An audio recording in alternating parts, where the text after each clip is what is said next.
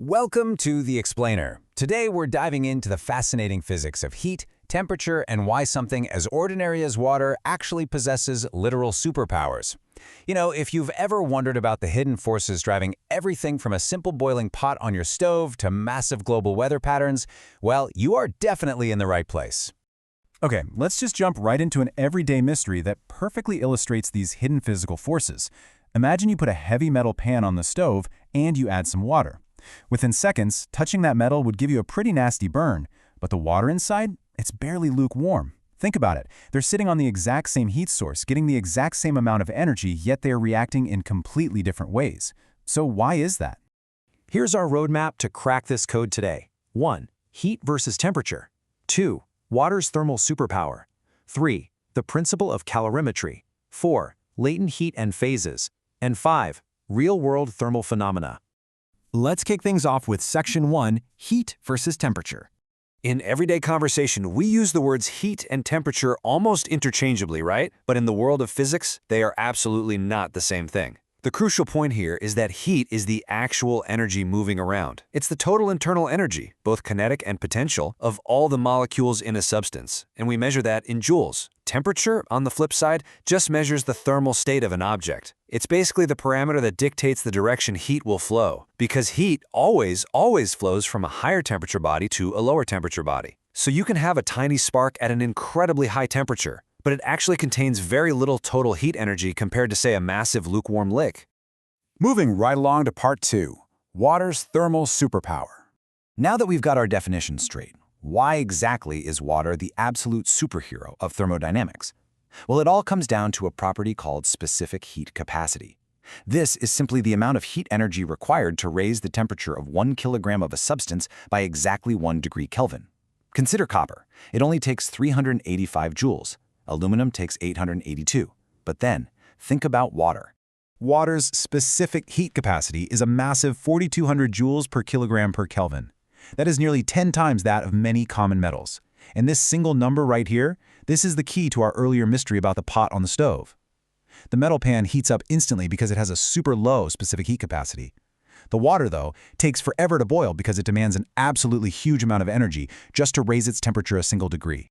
Basically, water acts like a gigantic thermal sponge. It can soak up immense amounts of heat energy very slowly, and, this is key, it releases that energy just as slowly. It's incredibly resistant to temperature changes, which actually makes it one of nature's absolute best temperature regulators. All right, on to Section 3, the principle of calorimetry. To actually measure these thermal superpowers and nail down numbers like 4,200, scientists use a highly specific tool. It's called a calorimeter, and it's designed to measure heat exchange perfectly by completely isolating it from the outside world. Picture how it's built. There's a thin copper vessel inside holding the liquid. It's surrounded by a wooden jacket, and the space between is stuffed with an insulator, like wool or cotton. This entire setup prevents heat loss by conduction, convection, and radiation. Pop a thermometer in there, add a little stir to keep the temperature completely uniform, and boom, you've got a perfect closed system. Now, this whole device relies on the principle of method of mixers, which is, essentially, the law of conservation of energy in action. If your system is perfectly insulated, meaning absolutely zero heat escapes into the room, then whatever heat leaves the hot substance you drop in must go exactly 100% into the cold substance. Heat lost equals heat gained. It is a beautiful, perfectly balanced equation.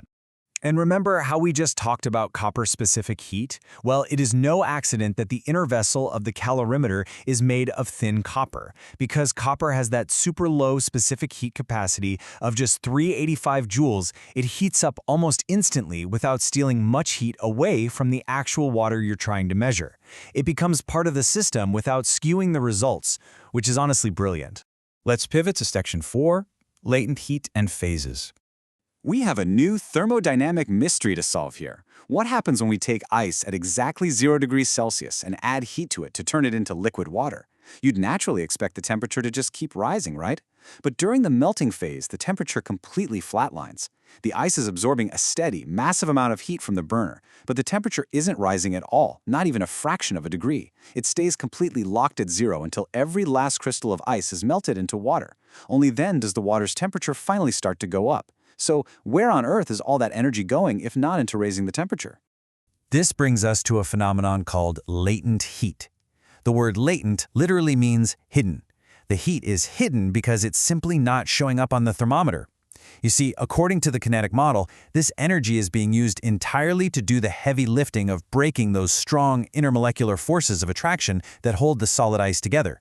It's increasing the separation between molecules, changing its phase from a solid to a liquid, instead of increasing the kinetic energy that we feel as temperature.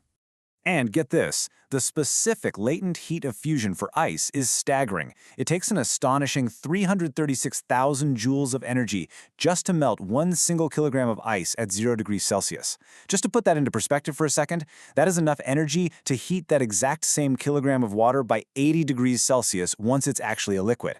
It's a truly immense energy barrier. And finally, Section 5, Real-World Thermal Phenomena.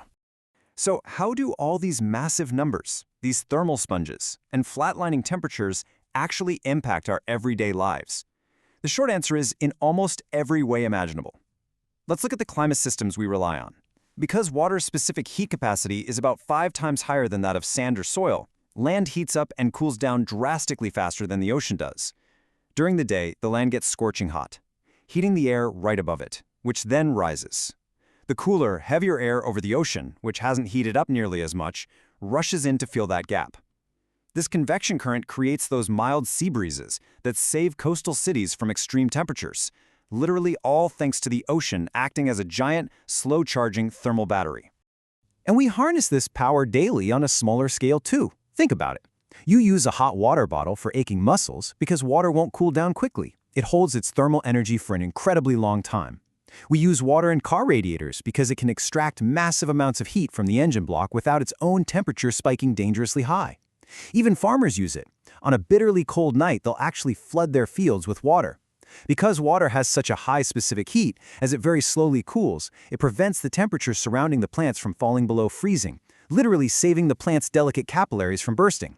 And circling back to that latent heat concept we talked about, this is exactly why ice cubes cool down your iced coffee infinitely better than just pouring in cold water. Remember that massive 336,000 joules per kilogram figure?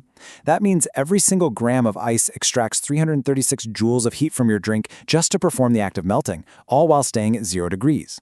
That latent heat of fusion is doing all the heavy lifting to chill your beverage. It really makes you stop and think. The fact that ice requires so much energy to melt is the exact reason snow on mountains melts slowly, feeding rivers year-round instead of causing catastrophic instant floods. It's why lakes freeze from the top down, liberating heat to keep the water below liquid for aquatic life. If water behaved like most other common substances, our oceans might freeze completely solid. So the next time you boil a pot of water or drop some ice into your coffee, ask yourself, if water wasn't this massive thermal sponge, would life on Earth even be possible?